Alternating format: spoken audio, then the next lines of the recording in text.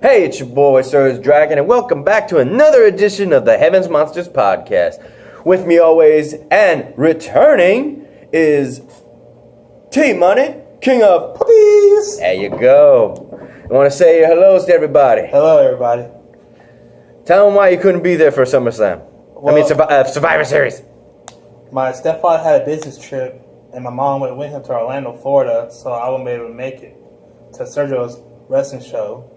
So I'm glad to be here doing this podcast. Yeah. Once again. Today's going to be a Wednesday edition since tomorrow is Thanksgiving. And we're getting off early. My ride's coming. His ride's coming. We're going home in luxury today. Well, he always comes home in luxury. I'm the one riding on the metro. And sorry, I cannot explain why. I asked him, and he's seeing the same thing. I don't know if y'all are seeing the same thing, but why is it orange? Why is it orange? Maybe because they put up new light. I'm not sure. I don't know. The walls are still white. It's just weird. The lighting in here is off today. Maybe it's the same phone. No, it's not supposed to be. It's bright. No, but So it should just be white. Didn't intend that to rhyme, but this just came out that way. Otherwise, today's episode will be featuring, let's see, was Monday the 18th? Monday was the 19th. 19th and 20th of November for Raw and Smackdown. Sadly, I didn't get to watch Mixed Match Challenge. I guess we'll save that come next Monday's edition to cover up Mixed Match Challenge, 205 Live, NXT, and of course, Impact. Excuse me. That said, let's begin with Monday Night Raw. Baron Corbin kicks off Monday Night Raw and talks about the pay-per-view Survivor Series and introduces Stephanie McMahon. In which case he wants promises kept by Stephanie. And then Braun Strowman comes out. Promises. But then deals are made instead.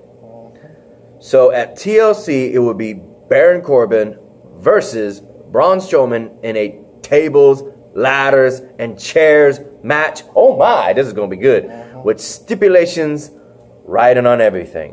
One, on Braun Strowman's side, if he loses, he does not get a Universal title belt match with Brock Lesnar. If he wins, he does get it. But with Baron Corbin, Stephanie put a little twist to see if she can motivate him to really beat Braun Strowman. Which case, if he wins, he's guaranteed general manager of Monday Night Raw, screwing over Kurt Angle completely.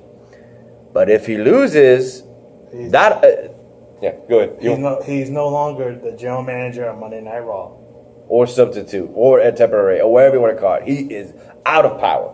And I guess he's going, and like she could put him back as a wrestler. Technically, he still is. Yeah, but he's not wrestling that much because He just wrestled last week. Yeah. He just wrestled this Monday. And of course, it went from that conversation into a 6-man tag match. And just make sure you skip that. Between the two other men that jumped Braun Strowman after Survivor Series and them winning their men's survival match. It would be Baron Corbin teaming up with Bobby Lashley and Drew McIntyre against the people that have been under Baron Corbin's skin for quite some time, alongside Bobby Lashley, if you think about it, Elias and Finn Balor in an elimination 6-man tag. Ultimately, the match is thrown out completely on account that all three men, Bobby, Drew, and Baron, just jumped the low survivor again, Braun Strowman, and badly injure his arm, using steel steps to crush his arm while the other two are holding him in place with a belt strapped around him. He's repeatedly telling the medics, I can't feel my fingers. I can't feel my fingers. I can't feel my fingers. he that's the first time I've seen Braun Strowman that vulnerable. Anyone, I imagine. Ultimately, it was later reported by the commentary of Monday Night Raw through Michael Cole, saying that the medics have said that Braun Strowman's arm is completely shattered. Now, is that part of the storyline, or is that generally true? So, let's see, it's on December 16th. That gives us like several weeks. Will Braun Strowman be able to compete in that match? We'll just have to wait and see. Next. So yeah, that's why I said skip that one. Yeah, we covered that one.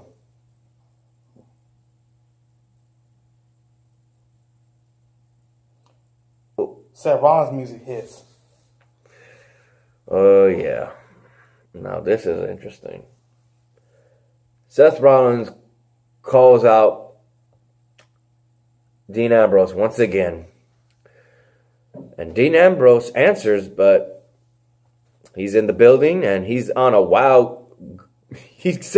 Seth Rollins on a wild goose chase throughout the whole damn stadium, the entire show, until the very end, in which we'll get to that later. But did you see how Michael Cole and Corey Graves was asking Renee Young questions about Dean Ambrose? She was so mad of her being picked on.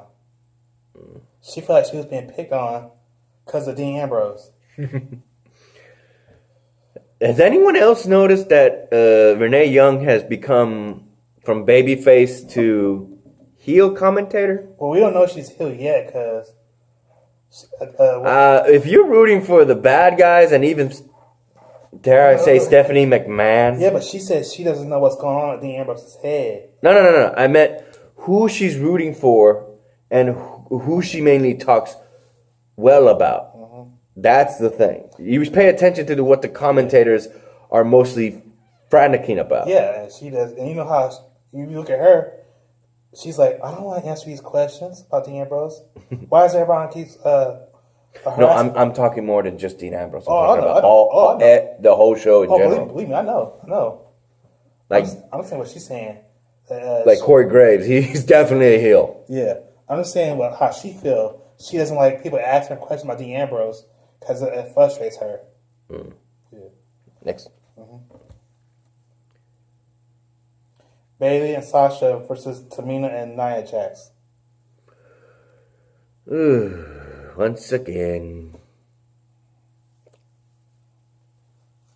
I'm serious. They don't give a lot of the women a lot of airtime, but they do give the spotlight on those two because we got the best friends and you got the Samoan family. Yeah.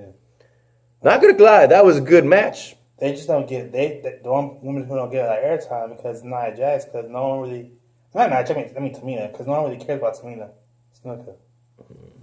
Because she doesn't wrestle that much because they're afraid that if she keeps wrestling, I don't know how many matches every week, she might get injured again. Could be her 6th injury. In which case, if I remember correctly, Tamina and Nia Jax won that match? Yeah. Mm-hmm. But you know who Nia Jax did all the work. Next. Mm-hmm.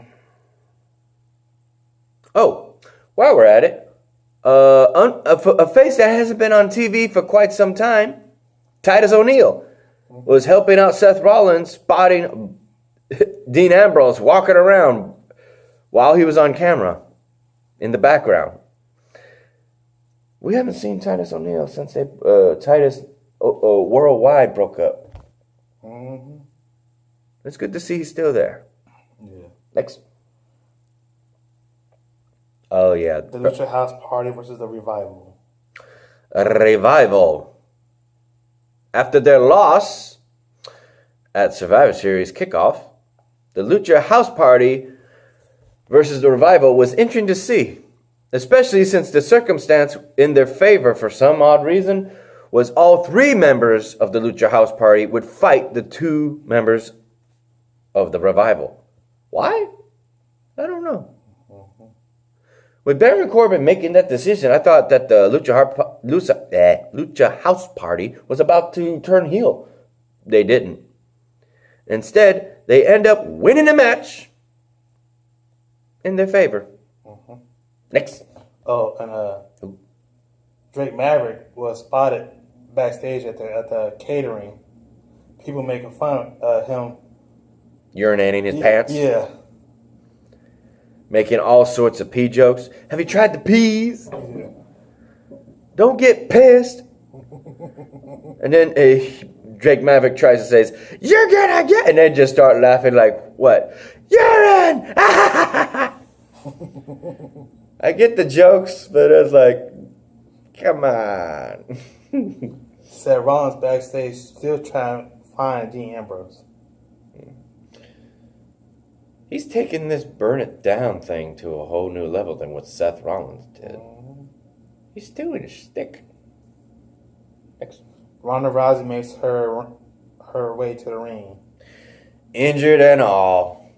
States one claim that she wants to be a fighting champ and that even on her worst day, which literally was that day after the ass whooping she got from Charlotte, she wanted to defend her title, and Baron Corbin came out saying that he is not supposed to let her, that he can't do it.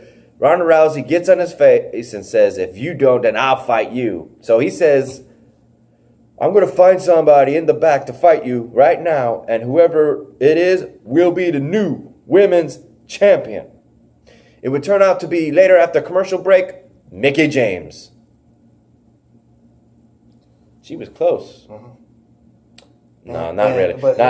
Not really. If she had beat Ronda Rousey, she would have been a 7-time women's champion. Yeah, but sadly, wait, you want to finish? Yeah, but you forget one thing. She said that she was going to give her revenge on Charlotte Flair. Yeah, but she got Mickie James to tap out, showing that she still got it. Walking up the stage and everything, all in battered and bruised. Nia Jax looks at her, letting her know, "You're mine." Come TLC. Didn't lay a hand on her. Neither did her cousin Tamina, who was with her. They didn't lay hands on her. They just, they said, yeah. We're going to say that at the next pay-per-view. I think that was a sign of respect, I guess. She wasn't supposed to wrestle, but she did. Yeah, for a while, but then that's going to be over. You just did it. Bobby Roode and Chad Gable make their way to the ring to take on AOP. Authors of Pain.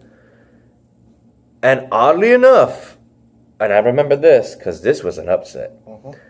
Despite the fact that AOP is a dominating tag team, Chad Gable and Bobby Roode get the jump on AOP and win the match, thus qualifying themselves to be the number one contenders. So we got a match at TLC for the Raw tag team titles. Oh, one other thing. What the hell is this? WWE Starcade? Because it's another pay-per-view, but it's not. It wasn't originally theirs. It originally belonged to WCW. Huh. Because you remember WWE Great American Bash? Do you remember that pay-per-view? That also originally belonged to WCW. So WWE has taken 2 pay-per-views. Well, they did bottom out, so those pay-per-views do belong to them now. Next. Natalya versus Ruby Riott. Ah, yes. Getting back at her for breaking her father's sunglasses once again. This time, Natalya gets the win, defeating the odds of having her 2 Riot Squad members. She managed to get the drop on them and getting the win. Good on you, Natalya. Congratulations. Dean Ambrose is shown heading to the ring. After Seth Rollins says, "I'm done chasing him," and he makes it so he leaves the arena. Dean Ambrose goes around saying, "What's that smell? What's that smell? It's LA trash." And all that. He's just showing himself as a heel to the best of his degree, which is pretty damn rotten, you gotta admit. Mm-hmm. And then Seth Rollins showcases that he's not left the building. He comes after Dean Ambrose, and they just duke it out all over the arena as far as the ring, the side, outside the ring, over the barricade, back into the barricade, and Dean Ambrose gets the drop on Seth Rollins into the dirty deeds, and that's when the show ends. Was there anything we missed? That's the last one. Next up, Smackdown. We're in the 15-minute mark. We're good.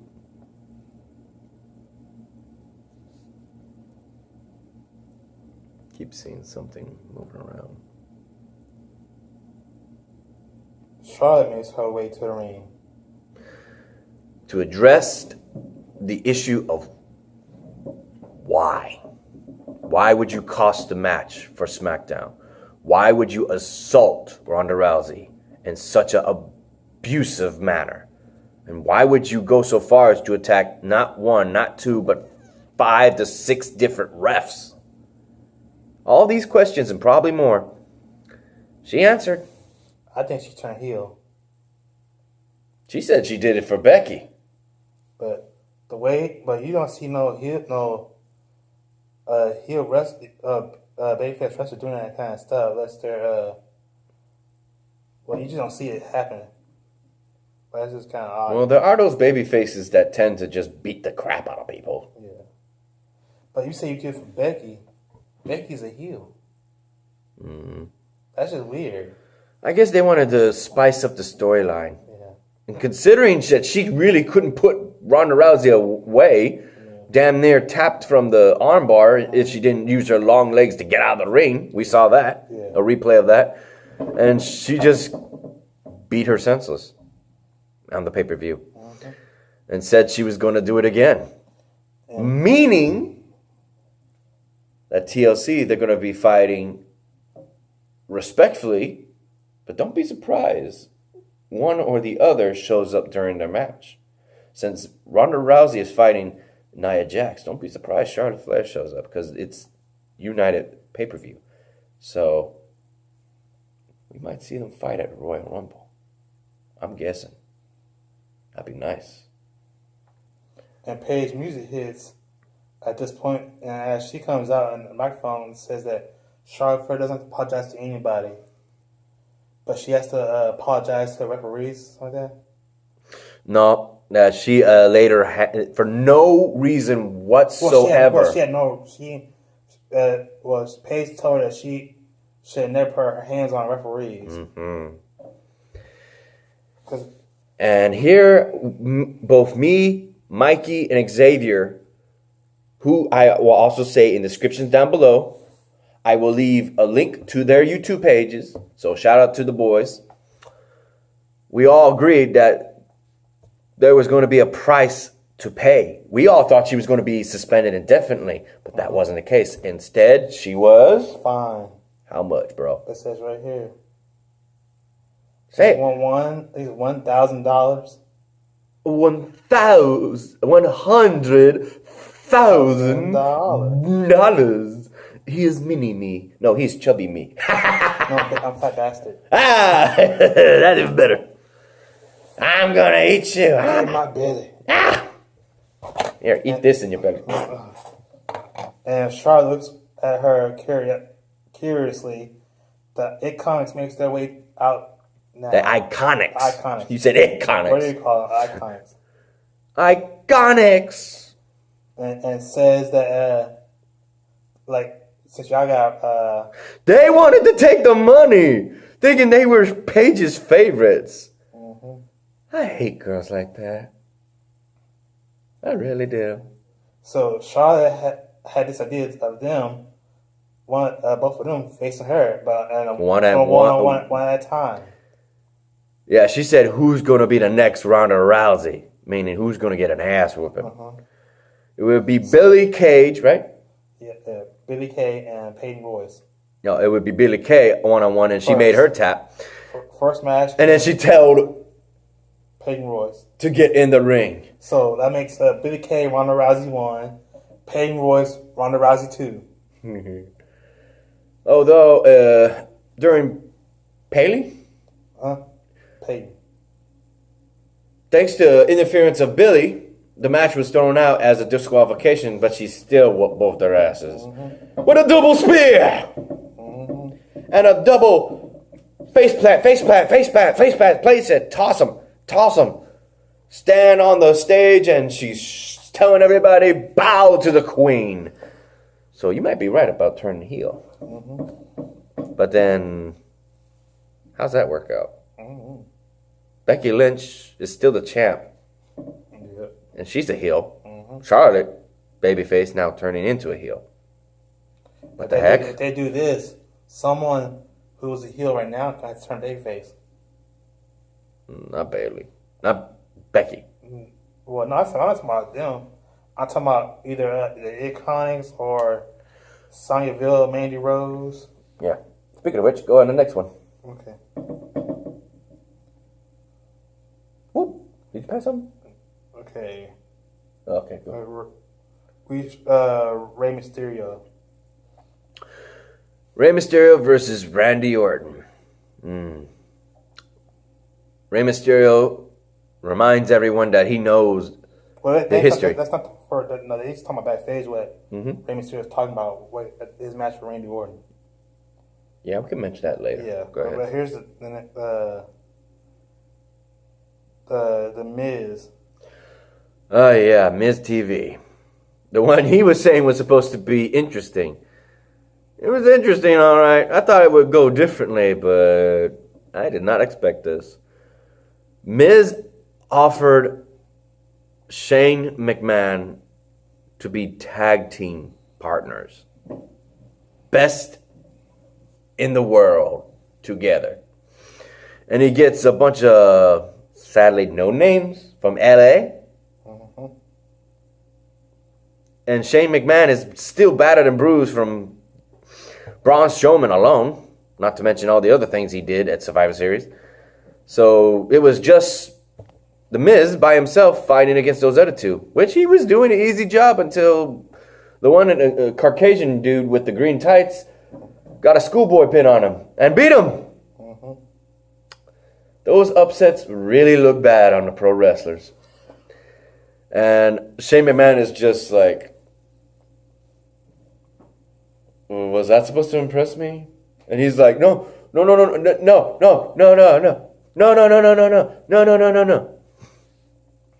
it happened to Undertaker before when he was the biker one. And Wolfgang? No. Wolfpack, what was his name? No, Undertaker. It happened to him in WWE when he was the biker one when he fought Maven. What about the guy with the toothpick? Scott Hall? Scott Hall, yeah, that happened to him too. No. That's a history maker they talk about. Next. We got the 23-minute mark. Yeah. Okay, the Big Show coming out with the bar as they take on the New Day. Yeah, because it's a turkey fest. Thanksgiving fest match. You got a 6-man tag team match. With all the quirks of knowing that you have a buffet around you. I gotta admit, I like the pun where Biggie was talking about breasts. Yeah. And he's like, why are you talking about that, man? This is PG. I'm talking about turkey breasts. And he starts licking at it like, oh. Thankfully, the bar come out to make the match clear. And yes, hashtag 6 and 1. Xavier Woods, as well as the rest of the New Day members, were wearing that t-shirt, and the fans were screaming out that in honor of the Smackdown Tag Team Survivors Series team in general. It's hard to say tag teams when you got a tag team. Yeah, but it's the sad part is that they didn't get any credit. Yeah, that's what they were confused about. They were mad. No, Xavier Woods said on his social media he was so mad about that. 6 and 1. What I don't seem to understand is why they didn't get recognition to the Usos. They were the sole survivors throughout the whole match. The whole match. They were the only sole survivors out of both sides. Last. I guess they felt, Last team standing. I guess they didn't want them taking their spot. Plus, they were the team captains. Accomplishment. Not the Usos were the team captains, not New Day. There was a match for that. Already proven. I guess they wanted to be. They didn't want the Usos taking all the credit. They wanted to be all for themselves. 1 second. All right. One thing I will say this much. The New Day did mention. Wait, what was it?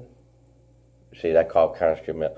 Last thing we were talking about was the Usos getting recognition. They were the team captains. Yeah, that's what I wanted to mention. The Usos didn't even show up on Smackdown last night. Mm-hmm. What is that about? Mm-hmm. In the face. Hey, do the Hurricane. What's up with that? Exactly. Speaking of which, where's the Hurricane? Last we saw him was on the Matt Hardy's Halloween ball. He was kidnapped. That's their buddy, man. They've been friends with the Hardys have been friends with the Hurricane. Yeah, but he's kidnapped. He needs rescuing. We need a Thanksgiving rescue mission. Mm-hmm. Save the Hurricane. Otherwise, next. Oh wait. We didn't finish. The winner of that match was the New Day. And I gotta say, that was funny how they ended. The whole arena outside the ring was so slippery that Xavier Woods and Big E were falling on their asses. Yeah. Food fight. I love it. Next. Asuka and Naomi versus Mandy Rose and Sonya Deville.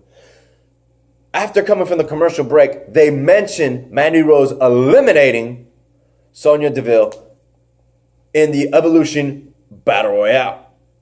A lot of people are speculating that the friendship is over. Not true. On account that in that match, Asuka was about to knock the hell out of Mandy Rose and Sonya Deville takes the hit, only to get reviewed by Naomi and Asuka lock on Sonya Deville, tap out. It's good to see they're still good friends, despite what happened. Yeah. And a lot of people are saying that Mandy Rose is turning babyface, even though at Survivor Series she was kind of a bitch. And I hate using that word, but she was really snobby, thinking that she was supposed to be the savior, and she didn't. Mm-hmm. Next. 27 mark. There we go. Let's see if you're going with your Daniel Bryan or Rey Mysterio. Yeah, we'll say Daniel Bryan for last. Rey Mysterio versus Randy Orton. During the promos before this match, Rey Mysterio said that Randy Orton and Rey Mysterio, they have history. But he's never seen Randy Orton as sadistic as he is now. Case in point, he mentioned Jeff Hardy and what Randy Orton did to him. But he is still relentless. Then Randy Orton mentioned a mask that you can purchase at WWE.com. I thought it was actual mask that he might have got from Rey Mysterio by beating him, but nope.